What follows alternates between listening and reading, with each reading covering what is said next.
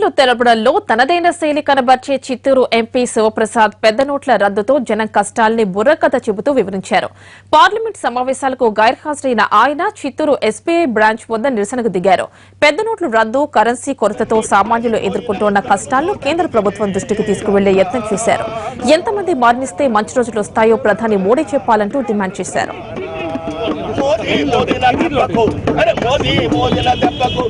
దేశం వీధిన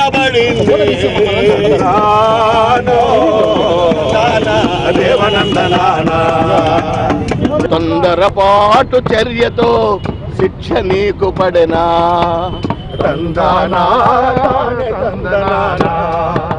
నల్ల కుబేరులు నవ్వుతూ ఉంటే నువ్వు నలిగినావా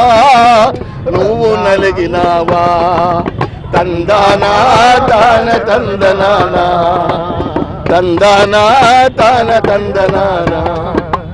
చివరికి చంద్రబాబు గారు కూడా నాకు అసహనం కలిగిస్తుందని చెప్పిన సందర్భం ఇది. కాబట్టి మోడీ గారు ఏటీఎంలు బ్యాంకులు అని చెప్పారు.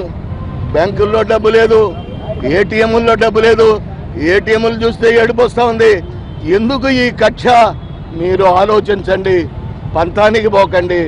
దయచేసి సామాన్య మానవుణ్ణి కష్టపెట్టద్దని మీకు విన్నవించుకుంటున్నాను. మోడీ గారు మా మాట వినాలి నాయన. మోడీ గారు ఆలోచించాలి సామాన్యుడి గురించి. నమస్కారం.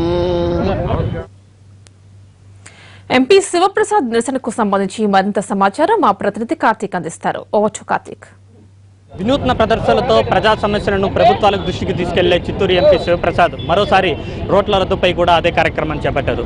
తిరుపతిలోని వివి మహల్లోని ప్రధానమైన ఎస్బీఐ బ్రాంచ్ వద్ద ఆయన వినూత్న శైలిలో బుర్రకథ పేరుతో కేంద్రంపై నోట్ల రద్దుకు సంబంధించిన విషయాన్ని ప్రస్తావిస్తూ రద్దు విషయాన్ని పెద్ద ఎత్తున విమర్శలు చేస్తుంటారు.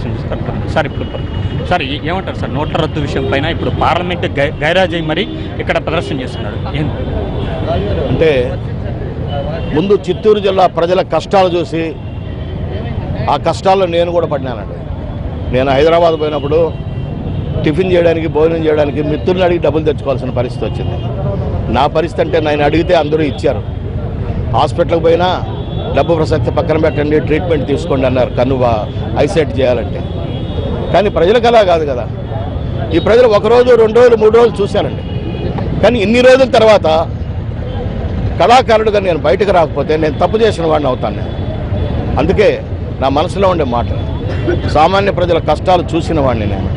అవన్నీ నేను నేరుగా చూశాను కాబట్టి వాటి గురించి చెప్పి మోడీ గారు అందరినీ పిలిచి మాట్లాడితే బాగుంటుంది అని ఈరోజు నేను కళాకారుడిగా ముందుకు వచ్చాను.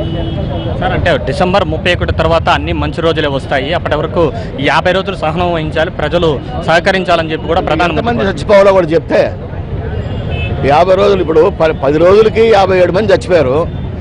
అదేమన్నా టార్గెట్ పెట్టుకున్నారా? ఎంతమంది చచ్చిపోతే దీన్ని ఆయన మార్చాలనుకుంటున్నాడు? మంచి రోజులు ఎప్పుడు వస్తాయి? అందరూ చచ్చిపోయిన తర్వాత మంచి రోజులు వచ్చి ఏం లాభం? మా అమ్మా నాన్న, మా బంధువులు, అంటే నేను చెప్పేది సామాన్య మానవుడి బంధువులు, అక్కలో చెల్లెల్లో డబ్బులుండి కూడా వాళ్ళకి హాస్పిటల్లో చేర్పించలేక, డబ్బులుండి కూడా ఆ బిడ్డలకు ఏమి మందులు తీసేయలేక, నిత్యావసరాలు దొరక్క తిండికి లేక, అన్ని రకాలుగా వాళ్ళు సతమతం అయిపోతుంటే ఇప్పుడు వికటాటహాసం చేసి 50 రోజుల తర్వాత ఎవరు కోరుకుంటారు సార్ మంచి రోజు? మీరు అడగండి. ఈరోజు జరిగేది కావాలా? ఈరోజు జరిగి పూట జరగని వాళ్ళు ఉన్నారు. 50 రోజుల తర్వాత ఏమైనా అందరికి ఇంటికి ఇంత ఇచ్చేస్తారా? ఎట్లా ఈ సామాన్య మానవుడికి ఎట్లా మేలు జరుగుతుంది?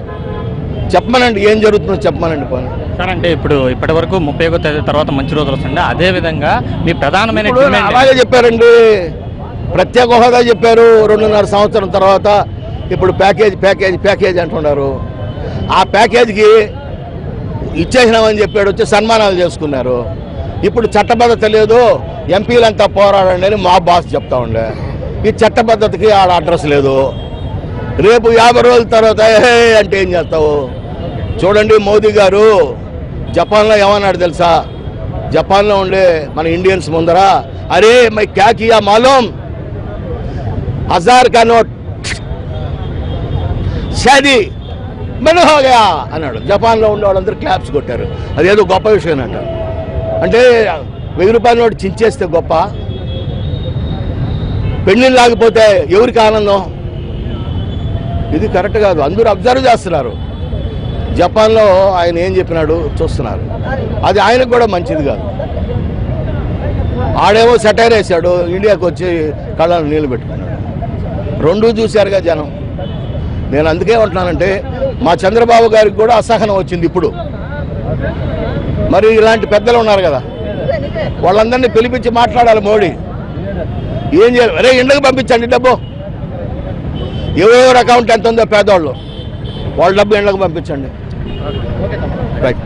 ఇది చిత్తూరు ఎంపీ శివప్రసాద్ చెప్పే ప్రయత్నం చేస్తున్నారు. పెద్ద నోట్ల రద్దు వల్ల ప్రజలు తీవ్రమైన ఇబ్బందులు ఎదుర్కొంటున్నారని, కనీసం పెళ్లిళ్ళు కూడా చేయలేని పరిస్థితుల్లో చాలా మంది పెళ్లిళ్ళు కూడా ఆగిపోతున్నాయని, అదేవిధంగా ఆరోగ్యానికి సంబంధించిన విషయంలో కూడా తీవ్రమైన ప్రజలు ఇబ్బంది ఎదుర్కొంటున్నారని, ఇప్పటి వరకు కూడా దాదాపు 57 మంది చనిపోయారని, ఎంతమంది చనిపోవాలి, ఎంతమంది చనిపోతే కానీ ఈ నిర్ణయాన్ని మోడీ వెనక్కి తీసుకోరని చెప్పి కూడా వారు చెప్పే ప్రయత్నం చేస్తున్నారు. ఇది కాకుండా ఏదైతే దేశం మొత్తం కూడా చిల్లర సమస్యతో కొట్టుమిట్టాడుతున్నారని, కేవలం ఇది అవగాహన రాహిత్యంతోనే ఇలాంటి తప్పులన్నీ జరుగుతున్నాయని చెప్తున్నారు.